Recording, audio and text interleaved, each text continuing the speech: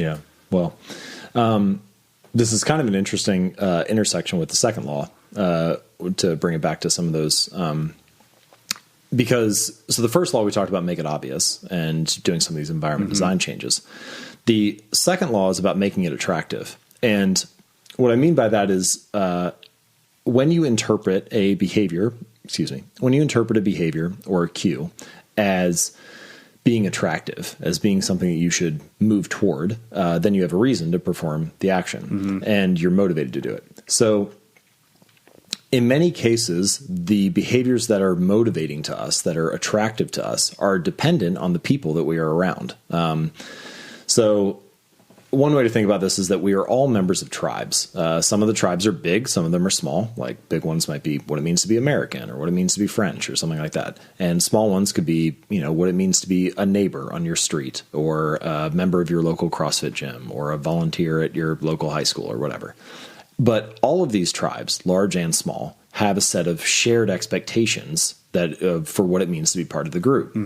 And when you belong to that tribe, when you have friends there, when you feel like you want to fit in with that group, habits that align with the shared expectations of the tribe are very attractive, and you want to do them. And habits that go against the grain of the shared expectations are very unattractive. And so one of the ways to make habits more attractive is to join a group where your desired behavior is the normal behavior, to be with a crew where the habits that you want to build are just normal and every day for them. Yeah.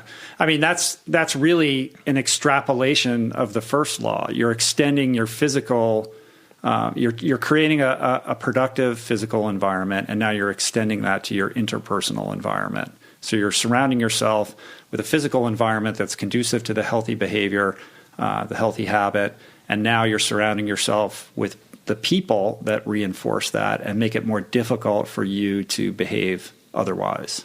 I mean, society leans heavily on all of us, there's a bunch of habits that people do each day you don't even think about. Like you get onto the elevator and you turn around to face the front, or who made that rule anyway? Yeah, I know, right? You go to a job interview, yeah, and you wear a suit and a tie, or a dress, or something nice. There's no reason it has to be like that, right? Like you could face the back of the elevator, you could wear a bathing suit to a job interview, but we don't do that because it violates those shared expectations. It goes against the grain of the group.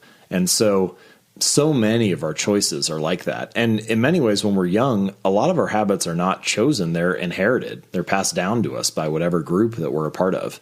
And then, part of the process of becoming an adult is you grow up and you get into your 20s and 30s and you decide, these groups that I inherited, these behaviors that I inherit, are these the ones that serve me? Or these are the ones that I want? And then, you kind of go through the process of changing that. And in many ways, asking people to change their habits is actually asking them to change their tribe. And that can be hard, especially if you have to do it on your own. That's it helps to have a new tribe to go to, because if people have to choose between having the habits they want and being alone, or having the habits they don't want and being with people, having friends, belonging,